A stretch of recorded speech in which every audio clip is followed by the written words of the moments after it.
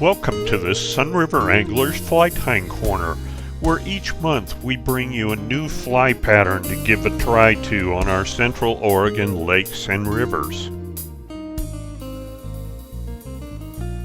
In addition to showing you how to tie each pattern, I'll feature fishing technique tips and tricks,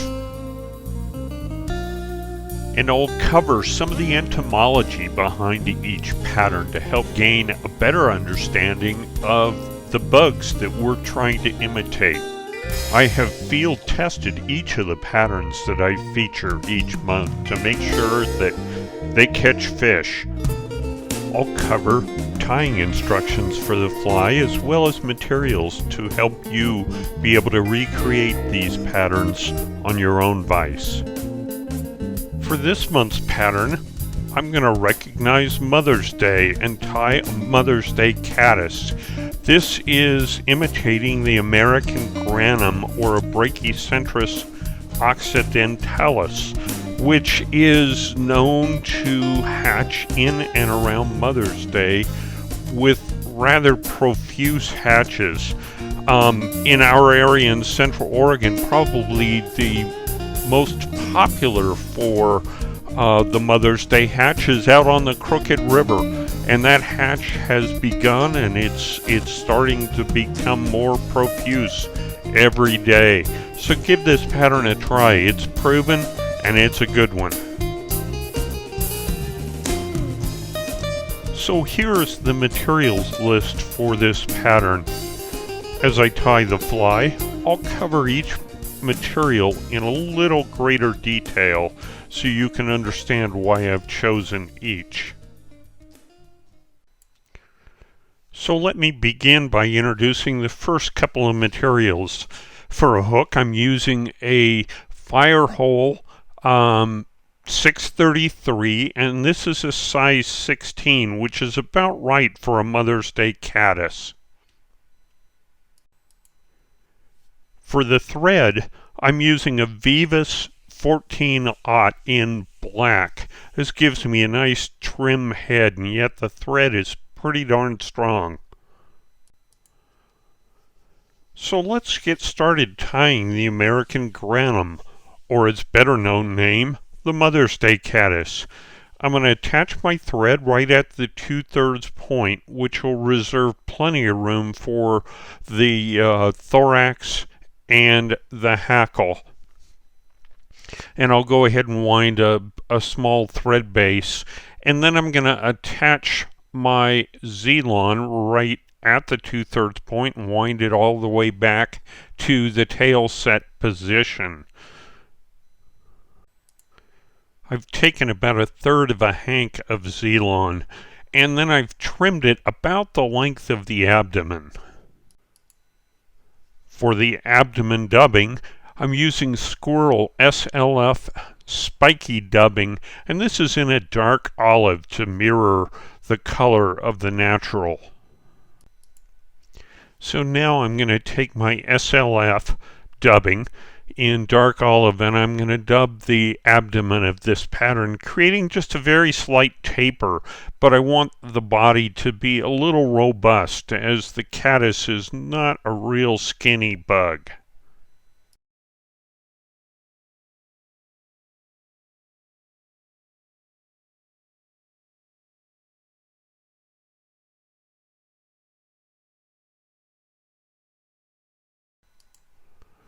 For the underwing, I'm using Trout Hunter's CDC, and the color is dark Pardo. So I've taken a CDC feather and I've gathered the tips all together into a tight little tuft, and I'll tie that on right at the 2/3 point, extending about almost the length of the trailing shuck, not quite, and that's going to form my underwing.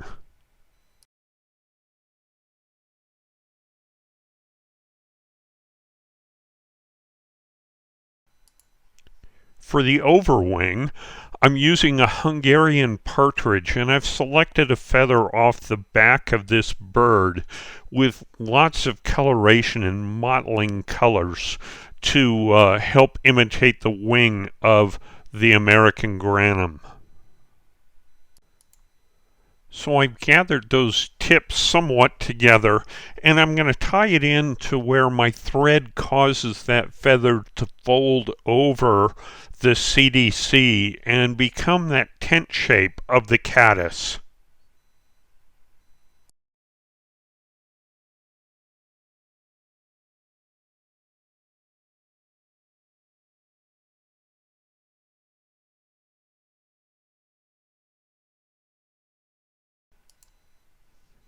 For the thorax dubbing, I'm using ice dub in peacock. You can use natural peacock, but I've chosen to use an ice dub because it gives it just a little bit of subtle flash in the thorax of this pattern. And lastly, for a hackle, I'm using a whiting dry fly saddle, and this is a grizzly dyed dun.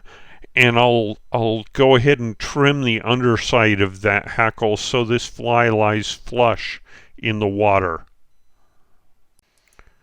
So I'm going to begin by tying in the hackle, and I've prepared that by stripping off a few barbs, as those initial barbs don't quite know where to lay, so we're going to take those off the stem and get rid of them. And from here I'll go ahead and use a very sparse amount of the peacock ice dubbing and dub that thorax area.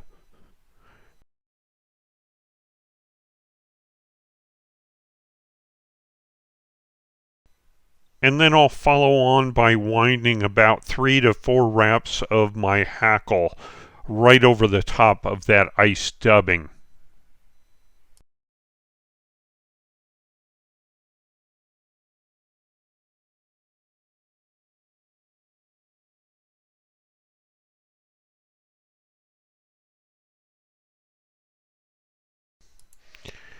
If I need to, this is a good time to clean up anything in that head area, and then we'll go ahead and wind a whip finish.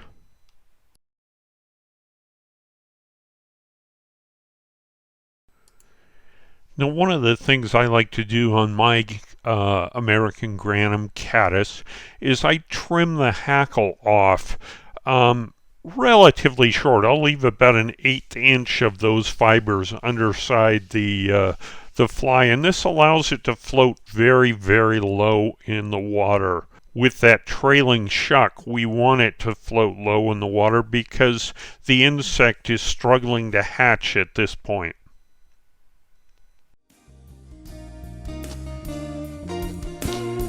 So let me rotate the vise so you can see the fly on all sides. So that has been your Sunriver Anglers Fly Tying Corner for this month. I hope you'll give the American Grannom a try. It's Mother's Day this week, and the Mother's Day caddis is hatching out on the Crooked River. So get out there while the getting's good. If you like what you see, please subscribe to this page and watch us on Facebook at Sunriver Anglers. Thanks for watching.